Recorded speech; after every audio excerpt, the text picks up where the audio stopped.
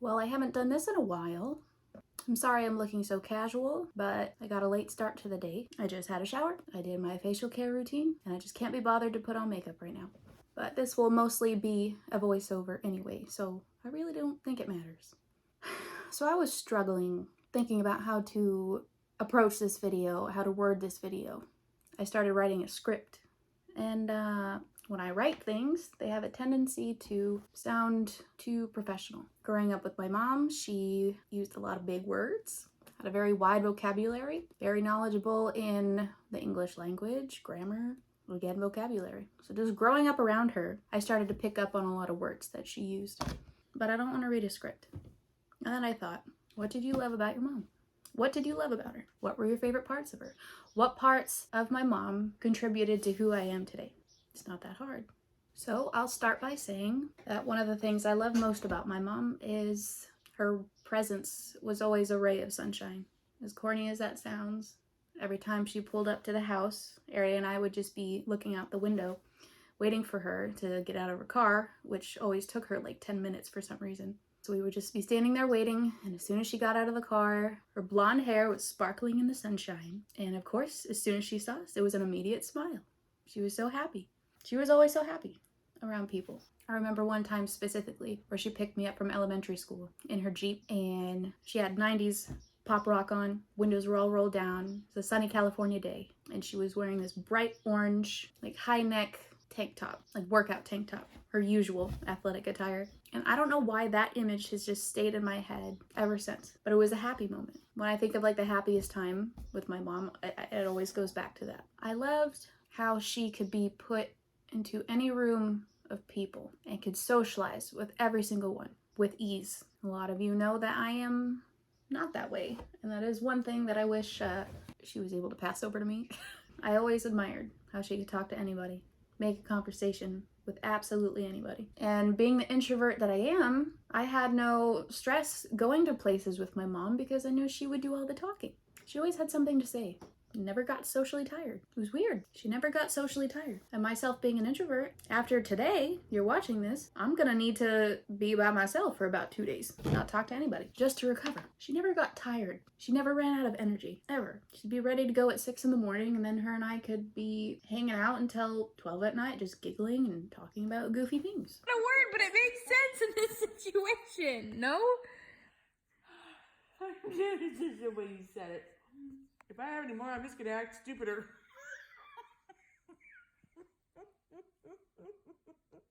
Oh my choke on it.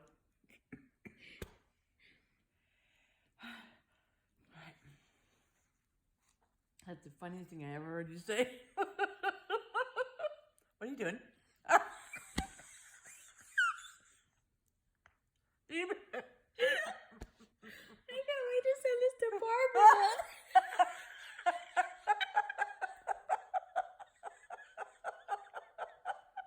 I loved how she got me into like weird stuff. So when I was a kid, this kind of stuff used to be really embarrassing. Like, my mom's known for all the weird stuff that she had people do or did in front of people or whatever, and I'll give you a good example. Like this. What is this? Where do you even find something like this? Oh, that one's better. Weird. And if she would find something weird like this, you best believe she was gonna get you to do it too. Oh, and get a picture of it. And then she brought over these like kaleidoscope glasses. When I was a kid, this would have been embarrassing, right? I mean, kids are embarrassed by everything, but I'm 29 now, and these are actually really cool. Like, I'm starting to appreciate all the weird stuff that she had. Let me look at this.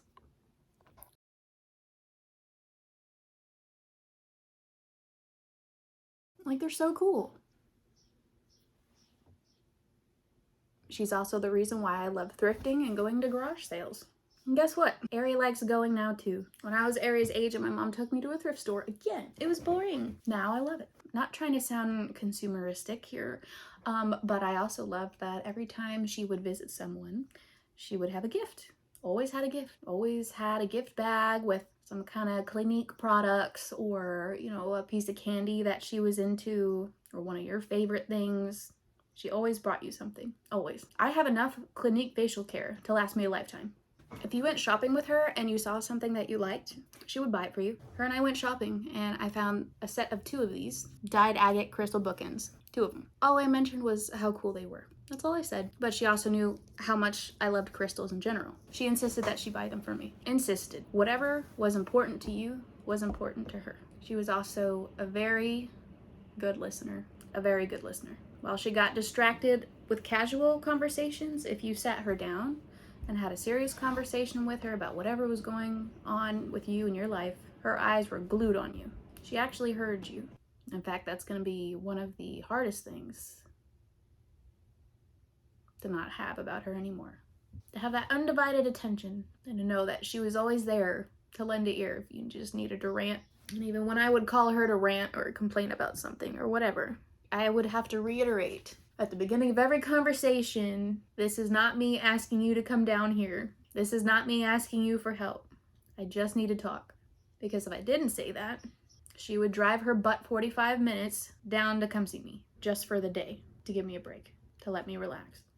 And again, while growing up, I didn't really appreciate the fact that she always liked to play pranks. Oh my God, her pranks. I remember her playing 2 on my dad in particular that kind of stuck with me because I just thought it went a little bit too far. So apparently my dad had a bad habit of leaving his truck unlocked. So to teach him a lesson, my mom parked his truck inside the garage and shut the garage. The next morning he comes out of the house ready to go to work. He thinks his truck got stolen. He comes back in the house, frantic, asking where his truck was. And of course my mom just played the part. My mom would laugh every time that story ever got brought up. There was another instance where we were going through a financial bind and we lost cable for a little bit. You know, cable was a man's go-to. So as another prank, my mom had a VHS recording of some commercials for some reason. I don't know what she was recording. She stuck that VHS in the VCR or rewinded it to the very beginning of the commercials. As soon as he walked through the door, she hit play. He was so excited. We got cable. How are we getting cable? They must have turned it back on accident. While she's standing there laughing, and me kind of feeling bad for him, to be honest, she grabs the remote and hits pause.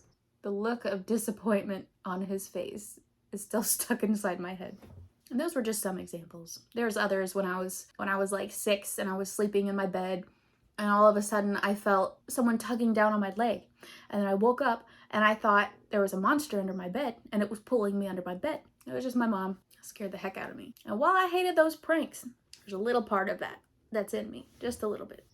My mom got this like police figure. I'll insert a picture. And she would dress it up and hide it in places to scare people.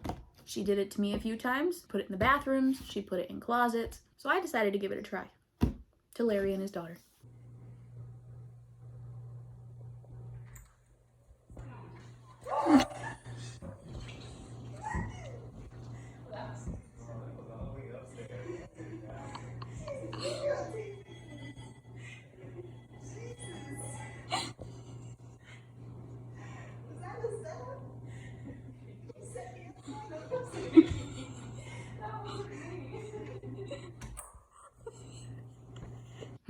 That was funny. She is now the reason why I love raw cookie dough. Not that I'm proud of that. Also the reason why I love Mexican food. And I told her this a while back. I don't know if she actually remembered though, but she actually was the reason why I love Pokemon nowadays. Man, do I just sound like a big kid or what? But we were working in, I believe it was Aunt Lou's sub shop in Lemon Grove. And she brought me some food from a fast food restaurant. And inside had a Pokemon like water squirter. It was Kabuto. I know most of y'all aren't gonna know what I'm talking about. But that little toy morphed into the love for Pokemon that I have today. A love that has caused me to collect 11,000 cards and figurines, Mardi Gras beads, movies. I even have 2 boxes of Pokemon macaroni and cheese that are probably like 15 years old at this point.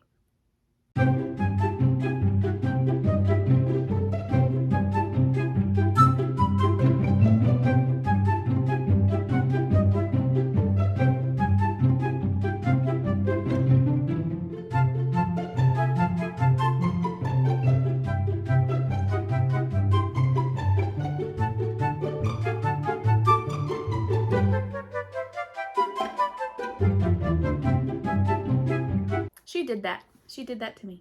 She's also the reason why I like taking photos and making videos. I didn't realize that at first, but she always had a camera, like always. She has so many home videos. I haven't even watched all of them. And so I started going through her photo albums so I can make so I could start making a memorial video, which that technically was supposed to be what I'm doing right now, but I need more time. This is one out of, I would say, about 50 photo albums. I'm not exaggerating, but it's gonna take a little bit more time. Here's Dora. Hi, Dora. There's Guy. And right next to Dora and Guy, on the opposite page, she's got candid photos labeled not so good shots. Yep. She also gave me my love of animals that I have today. She showed me the nurturing side and how every animal is important. So much so that I brought home a few dogs that were wandering around the neighborhood by themselves, and I got in trouble. But I'm back in California. We adopted a stray that just wandered into the garage one day. I named her Hoppy. And one day, I forgot who came home, but it doesn't matter. Whoever came through the door said that we're gonna need to keep Hoppy in the garage at night for reasons, which I will not mention here, but I'm sure you can piece it together yourself. And I liked having a cat, so I kind of wanted a few more. So I got myself out of bed in the middle of the night and let her out. Not too long after, we got 5 kittens. And my mom housed them for a while until we could find them new homes. I didn't tell her what I had done until I was in my mid-20s though. Now, while I don't have the same love of water as my mom does, she also taught me how to swim at a very young age, which I appreciate. She's the reason I love flying in airplanes. She always had advice to give, and sometimes it was the same advice, an advice I was tired of hearing, like, make sure you do a cold water rinse on your hair. I heard that every other time she would come over. She's hinting at something, I guess. And one of our trips to the emergency room throughout this process, within this last year, we recognized one of the nurses that was treating her because she had treated her before. And once we established that we recognized her and she also recognized us, she had told my mom that she actually started doing the cold water rinses at the end of her showers. And she's been doing that ever since my mom told her that in the hospital. She also made the best pancakes ever. And they weren't cute looking. She's also the reason why I like walking and hiking. She always wanted to do fun things. My friends would come over. My mom would make plans to go to like a Boomers or the Family Fun Center, or we were budgeting a little bit. She'd have like water balloons ready for me and my friends, or water games, just always something fun. And a lot of my friends remember her from elementary school. She would visit often, come sit down with me at lunch. I don't know how, but she always found a way to gather a crowd of kids around her on the playground after lunch, doing some weird acrobatic tricks with them or something. She always got them engaged in some kind of activity. Probably another reason why she got into teaching. She was always good with kids. There's a lot of things to love about my mom, but those are the standouts for me.